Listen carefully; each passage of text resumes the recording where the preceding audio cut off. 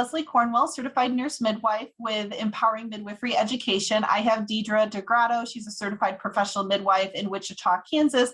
We run Midwifery Business Consultation as partners together, but we were midwives. We were just talking before the recording of like crazy midwife stories, birth stories, and things that people sometimes have to encounter that only the midwifery profession has to encounter, and tough situations, and how do you handle this? And so we are like, you know what, let's make a different recording, totally different than our usual serious, like the crazy adventures of midwives and things we were just talking about. I was like, yep, how do you handle this? What do you do? So I think you should go back to the one you were telling where you just had the red flags coming up of this family. Yeah, I've got two actually great stories. If we have time for two, I'll tell two, but I'll start with that one I was just telling you about. So years ago, I was a brand new midwife. I don't think I had been practicing maybe but a couple of years. I was practicing out of the home of my mentor midwife, and she was out of town. And typically, I would do the meetups or the meet and greets with potential clients during the day. But this gal had said, like, okay, we have to do it more towards the end of the day. And I think I was communicating with her via email. And so we set up a time, and it ended up being towards the end of the day. I think it was like maybe 6 o'clock. It was in the winter time. And so, of course, by 6 o'clock in Wichita, Kansas, it's dark out. And so I was expecting them to come, and the doorbell rang, and I went there, and it was just a man. And I was like, inside, like my heart just kind of sank. Like, I was like, "Ooh, she didn't say she was coming separate than him. Am I okay?" And I noticed that this guy was looking kind of around the door, like kind of like just looking Is there around. someone any else here besides you? Like weird Yeah, stuff. almost like he was scoping it out. And I immediately just like the hair was going up on the back of my neck. I was feeling scared, honestly. And I said to the guy, I said, "Oh, hey, what are you here?" And he's like, "Oh, my wife and I are supposed to be, are you Deidre? We're supposed to be meeting with you about midwifery." And he said, "She's not here yet." And then the first thing he said to me was like, "Is this your house?" And, like my midwife mentor was older than me. She lived alone. I totally did not want to put her in an unsafe situation. So I was like, "No, it's not my house. It's somebody else's." And I was trying to be really vague. And so I ended up letting him in. And honestly, like, I think we should listen to our intuition more. I honestly don't know what I should have done, but I don't think letting him in was probably a good solution. But I said, "Okay, you can go ahead and go on downstairs." I said, "I'm going to finish something up here, and then I'll be right down, and I'll just wait for her to come to the door."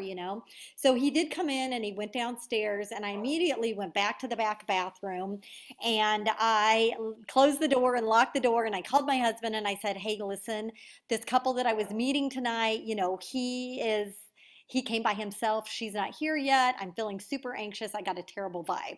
And he's like, "Okay, like, if she's not there in the next 10 minutes and I don't hear from you in 10 minutes, I'm coming over there." And I said, "Okay, perfect." So he gave me a little window. I waited, she did end up showing up in like 10 minutes. And so that worked out fine. And I went on to take care of him. In fact, the guy was super generous. Like after I did their first birth, he handed me an envelope with like a tip of like a couple of $100s. And I was like, "Man, I think I misjudged this guy. Like, why is he like, I never got a tip before or since?" Mhm. And so I was like, "I think I misjudged this guy." Went on, they had another baby with me again. Like they were super generous. And I was feeling like, man, I don't know what was my deal. That Maybe first impression came from you. yeah, I was like questioning myself. And I think he said that he had worked for the police academy or something like in law enforcement. Long story short, it's a couple of years, maybe 3 years after they had had their last. And I had just gotten home from a trip to Colorado, and I always read the Sunday paper. And so I opened up the Sunday paper, and I saw their last name right there. And I was like, huh. And I go on to read the article, and basically she had been found dead, and the house had been lit on fire. Yeah. And so he ended up getting convicted for murdering her. And so it was like, okay, man, that was the saddest story. But it just goes back to like our intuition is usually right. Maybe something's not right at the moment that there's actually going to be a problem, but I'm telling you what, midwives, we are so intuitive. We are so intuitive. And I think we don't realize with our profession, we're super vulnerable. We go into people's homes, they're coming to ours. Like when we had our birth center private practice, it was a little rougher part of the community town. And if you were solo, you always locked the door. You didn't ever know, you wanted your guard up. But like a lot of times I would have the dads come in with the wives and I would have a higher hair flagging up of abuse or these things. You maybe didn't have the typical algorithm screening questions that flag, but I would always know whenever I had that worry, I would extra question any opportunity. I got a little break, I would ask extra questions. Or when they were laboring and they didn't have clothes on, I'm looking really closely at their body for skin. Like there's certain things that I may not say it out loud because I don't have definitive evidence or objective stuff, but your intuition is saying, I have a gut feeling she's either emotionally abused or there's some danger, safety issues she may not recognize, or I may be in danger. Like you go into a house at 2 a.m. and you knock, they call you there for a labor and you expect to see the woman and then hear the woman and it's just the guy. You're just like, okay, it's dark, it's 2 a.m. Is this really where I should be right now? Because we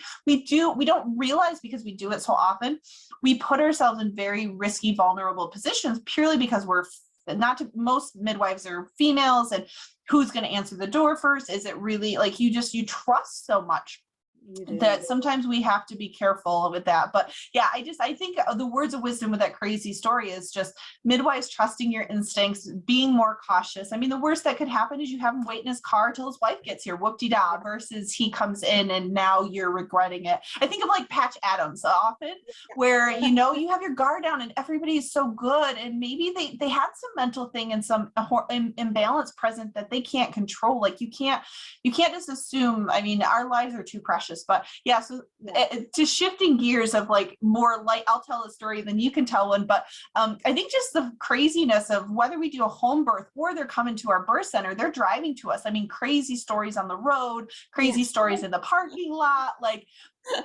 the things like our birth center, I could remember like in the afternoon, like we had mostly night births, wasn't a big deal. Like the woman screaming for a hot second while they come in. But like, I remember some Sunday afternoons where she's having her baby in the car and all the kids are playing in the neighborhood, like, Mommy, what's going on? Or we were right across from a police academy. So the big joke, like sometimes they'd walk on break and maybe they would be not realizing, like we wanted to educate the community. This is what's here. This is what it is. They don't need help. This isn't calling 911 situation. Because we would get that. We would get calls like, is there some concerns? I hear a lot of screaming from that building. Should we stop over? And then after they got educated about what was happening there. Yeah. They're like, yeah, it's kind of like that video that went viral, where the police, did you see that? We were just talking about that yesterday on the road, like the surveillance camera caught the cop watching the midwife deliver the baby in the parking lot. He's like, I don't know what I should do. Should I help you? Should I just keep walking? Like, what's going on? Yes. Yeah, we just had a birth where the gal had her baby in the car and the dad had pulled over. They were on the side of the road, and I think they put a call into like 911, and then a sheriff was on his way home, and so he turned around, and it was so funny because the gal that delivered, she said that the sheriff came up and said to her and her husband, I have 10 kids, okay, like I can help, and the dad was like, well, the baby's already out and we're just going to go to the birth center, and we're okay. But he gave him an escort, which was cool. And then the other midwife, she met him out in the driveway, and she said that the sheriff said, well, okay, do you need anything? Like, you could just tell, like, he just so wanted to help. He's like, oh, I'm here. I've had 10 kids and I can help, Yeah. Well, and most of the time they're so fearful, deer in the headlights. They're so grateful. A midwife was there. Like if they get called 911, the first comments are like, was this a planned home birth, unplanned home birth? Who's with you right now? Because it's a completely different thing they walk into.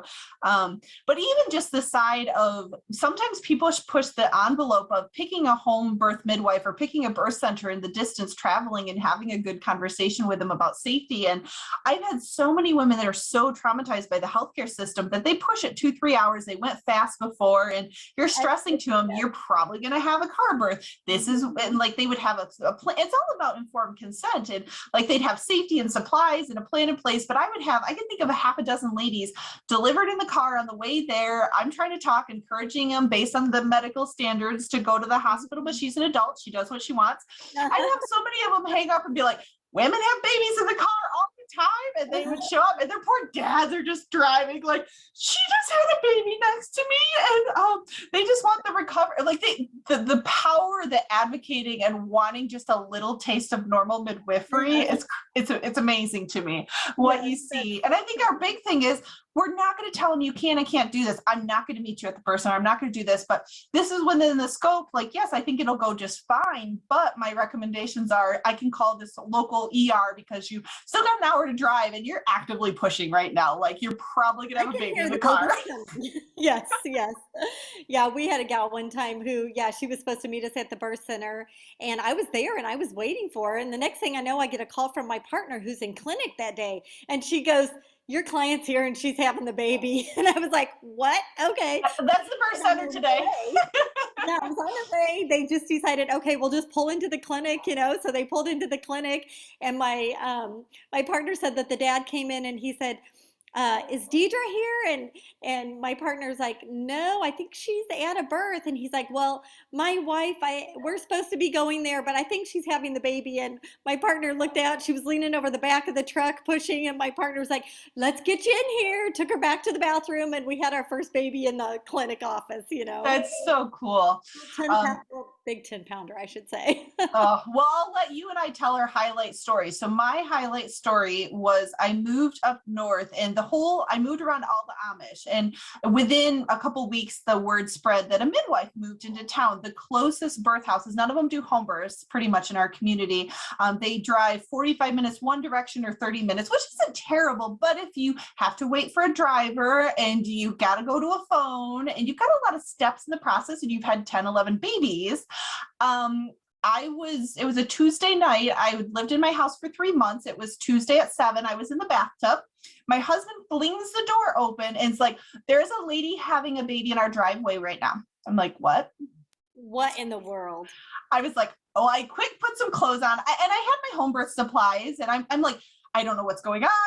I don't know what's going on. So then I go out there and I am like, okay, where do you live? And she lived just a quarter mile down the road. So I assessed her basics. I was like, okay, the baby's not actively falling out right now. So I quickly followed her driver to her home, and she wasn't planning on a home birth. She was trying to drive to the birth center, and it's 7 at night. So her kids are still up and they're super conservative. And so we're trying to make it discreet. And we literally took her in her bedroom, had a baby. And then within 2 minutes of just getting in her, and all that's going through my head, that quarter miles driving is like, I don't know if this is early. I don't know if it's late. I don't know her name. I don't know her blood type. Like, am I covered by humanitarian? Like, I'm just thinking in my head over and over again, like, what do I do in this situation? So they all go first thing on the top of your mind. Like, yes, what am I going to do? Like, am I going to get in trouble if something goes wrong? I hope this baby falls out. I don't know if it's breech. I don't know what's going on. So we get to her house. In 2 minutes, she has the baby, and baby's crying. It was a little smaller, but it was fine. And as soon as baby came out and I handed her baby, I said, hi, I'm Leslie. It's nice to meet you. Your neighbor down the street. And then they introduced themselves to me. Like, we had not expressed names, nothing. So she owns the local greenhouse. And so every time I come there, like once or twice a week, we always laugh about that's how we got our first impression together. I've lived here now 6 years, but it was, so I had to set very detailed boundaries with the bishop's wife of like, you can hire me, you're more than welcome to, but if you choose this other midwife, you can't pretend I'm your neighbor and just stop at my house. We can't do this. We can't do that. But yes, that was my wildest story for sure. Yes. Oh, that's so funny. Wow. Yeah, that would have been definitely different. Well, most of the time when you talked about the house thing, like you have a work-life balance the best of your ability. And if you do a home office, they know where you live. If they're a neighbor and like, it was just kind of one of those unique situations. They're picking a midwife that's not in your town. You just moved in the area. They hear midwife. They're worried about having a baby. They're going to go with their safety gut. But to me, I'm like, my wall of protection of my safe home zone just is gone. Like, yeah. Wow. Have you ever done any births where somebody didn't know they were pregnant?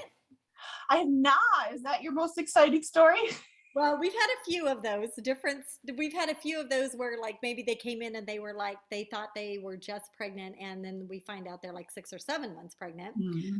But Years ago, I had just got home from a birth. It was early morning, and I got a call from this gal who asked me a couple of very strange questions, mostly like, "Do you do birth certificates?" I'm like, "Yeah." Like, and she's like, "Well, I need one." I was like, "Oh, well, if you just had your baby, the hospital will do that for you." You know, like, I'm not sure. I'm kind of confused, you know. Well, she goes on to tell me that she just had a baby at home and she didn't know she was pregnant. Hmm. Okay, Hmm. interesting. I said, well, she said, so I was wondering if you can help me, if you can come over and check out the baby and just do some different things. And again, like same thing, like my radar was going off. A, I was tired. B, I was like, do I really want to get involved in this? Yeah, prenatal care, no prenatal care. It's a red. I mean, you got to think of, I want to help people, but I also want my license and my practice to exist after I help people. Yes, yes. So I was asking a lot of questions about what was going on. Well, she had had the baby. It had been like, I think 2 hours. Yeah. And I said, so, what happened? And she laid out the story, basically just thought she was, having stomach pain. She got in the bathtub. How many has she had kids before? Or was her first? This was her first. Oh. Yes. And so she ends up having the baby. She's not young, but she lived in the home with her parents, and her mom came down, saw that she had had a baby. She said, "Hey, I just had a baby," and her mom told Could me, you imagine the shell shock of your child living in your basement and you hear she thinks she's having vomiting, diarrhea? You're going to go see if she needs something, and she just birthed a child that she yeah, didn't even know was there. It wasn't even she was trying to hide it from no, you. she was in the tub, and the mom said, "I see that," basically, you know. And the mom goes to Walmart, gets some things. They tell me that Nobody thought 911 should be called. not at any time did they think of calling 911. Not at any time. Wow. So they basically end up. I asked her how she did what she did about the cord, because like I'm thinking, is it term? I was like, well, has the baby ate? Yes, the baby had eaten. It had been on the breast. It was pink, all the things. So like from what I could tell, it wasn't like anything, emergency. But I was thinking, wow, this could be, a bad situation, and maybe she does need to go in. But okay, I have to tell you something you probably don't know about me, actually. I know we know each other well, but something you probably don't know about me is that one of the things that I did and what I actually started out in college for was criminal justice, and I was a private investigator. You did tell me briefly the little hints because we were doing a Facebook Live and you had mentioned, oh, I learned this, and I was like, how did you figure that out? Yeah, that was Yes. where we had that discussion. Okay, so my private investigator mind goes cuckoo. Okay, I literally start thinking of, and I watch too many crime shows or listen to too many podcast crime shows, and my mind goes, oh my goodness, well, what if this is a situation where somebody cut the baby out of the mom, or what if this is a And baby the that's adopt, yeah, they're stolen? saying they're just trying to make it exist, and there's a murder somewhere else. These Yes, crazy or it's stories you been hear. stolen, or Mhm. something. So I thought, oh my goodness, typical midwife mentality, like come to the rescue. I'm like, what if I'm the only link between this baby and its real mom? Literally. That's what I was thinking. And so I agreed to meet her. And she wanted me to come to her home, but I said no to that. And I said, I'll meet you at my clinic in a couple of hours. And so I called one of the other midwives on the team and I just said, here's the situation. And of course, she was brand new to the team. And I know she was thinking in her mind, what have I got myself into with this group? Yeah. What else? And Other things is Deidre going to call for help with next week? what's some cuckoo thing? Like, what is this thing? What they do? And so we met up with her, and my partner examined her and had to sew her up, and I just So checked you out the have baby. proof that the baby came out of. Yes, that was the first thing I wanted to know. But we had to stat all her labs. We didn't know if she was RH negative. We knew, if she had, Hep B. I mean, we didn't know, so we had to figure out, well, what do we need to do next for mom and baby. Yeah. But gestational age had checked out and was fine, and so everything was great. But yeah, it was just really, I really. think it's just the storyline. As midwives, you never know what kind of calls you're going to get or what kind of life stories you're going to have to tell. Like my family would love for years, like we're sitting around the campfire. Okay, Leslie, tell us some fun, crazy birth stories because your occupation has some excitement to it. Yes, yes, definitely. Yeah, we definitely have a lot of stories to tell. And women love to hear birth stories, Yeah. It's Hmm. inspiring, and I don't know, it's just humanity, it's Yeah. just Yeah.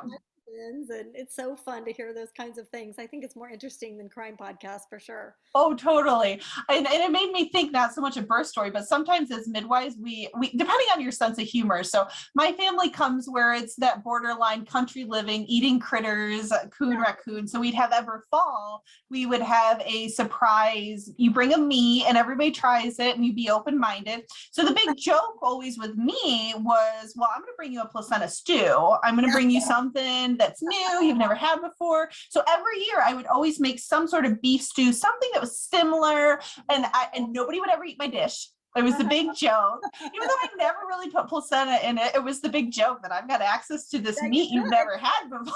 We're gonna have placenta and we're gonna have cords. Mhm. Exactly, exactly. So I think it's just, as midwives, we have such an amazing opportunity to serve people, but we've got the coolest stories. We've got like, there should be just a podcast of midwives' adventures and crazy stories, and people would listen to it.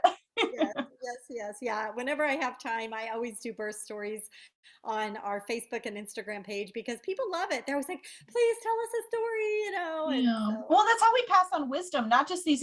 I think it's just showing there's so many variations of normal. Like the average healthcare provider and obstetrician nowadays would just be like, you did what? You did what? And the midwives are like, yeah, that's what she wanted. Like, she wants to deliver on her head. She wants to deliver on her head. Like, I think it's that mindset of reinforcing to the midwives. Is it my biases coming out? Is it a safety issue? Like, she has her own personal beliefs and desires and wishes, and we need to respect it to the most innate level. So sometimes we get some pretty crazy stories out of that because they really get their guard down. They really are in their own homes and really get to see a side that very few people get to see. So yeah. And I think it's great for us. Like we get challenged, there's been times when, people have said, well, this is like what I'm looking for and this is what I'm wanting. And in my mind, I have to say to myself, like, okay, can I set with that? And if I mhm. can't, like, who will? Like, how can Yeah, I? what are the boundaries? Like, is this a safety issue? Is it a scope? Is it my personality? Is it my personal beliefs? Like, Yes. yeah, I know, like, just certain hot topics with vaccinations and circumcision and unassisted. Like, I've had people come to me are like, can you do my prenatal care so I can do it unassisted? And my comfort level is I openly know that I don't want to be part of that decision. You can make that decision, but so yeah, we always as midwives have to make our decisions personally of what boundaries and what type of midwives we want to be. Yeah, So, yeah. well, thanks for chatting. That was a lot of fun. I can't wait to put this one up for everybody. But yeah, maybe we'll have to have a part 2, 3, because I have a feeling we'll get lots of fun comments from it. So I'm sure. tell us some more crazy stories. Yes, definitely. Okay, well, have a good day, Deidre. You